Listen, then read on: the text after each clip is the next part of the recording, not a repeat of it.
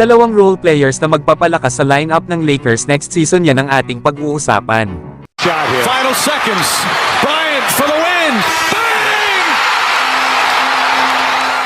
Lakers maaaring kunin itong si Tyus Jones na isa ng unrestricted free agent.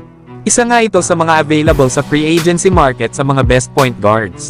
Alam naman natin na kaya nito ang maging starter kagaya ng ginawa niya sa Washington Wizards. Kaya naman ay maganda raw itong pamalit kay D'Angelo Russell kapag trade ito ng Lakers. Lalo at last season ay nag-average ito ng 12 points, 2 rebounds, 7 assists at 1 steal per game. Ang maganda pa kay Tyus Jones ay efficient itong shooter na kayang maglaro ng off the ball. Isa rin ito sa mga pinakamahusay sa NBA na facilitator.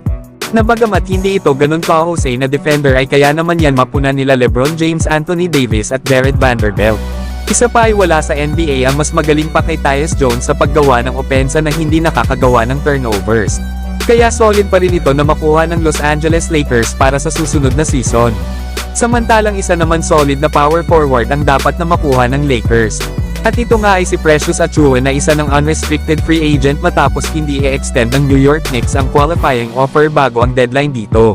Kaya naman ay mahihirapan na ang New York Knicks na magbigay ng kontrata para mapabalik itong si Precious Achiuwa. Lalo at papasok na sila sa tinatawag na hard cap na kung saan ay lalagpas na sila sa kanilang team's payroll. Kaya naman inaasahan na itong si Precious Achiuwa ay magsasign sa ibang kupunan. Marami nga ang magkaka-interest na kunin ang player na ito. Lalo at isa itong solid na defender na kayang gumawa ng score sa kanilang kupunan.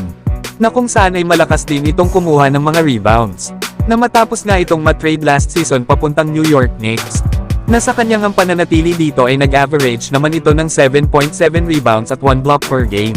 Kaya naman ay maaari daw na itong Los Angeles Lakers ay magbigay ng offer dito kay Precious Achiuwa ng 1-year deal na nagkakahalaga naman ito ng nasa $2 million.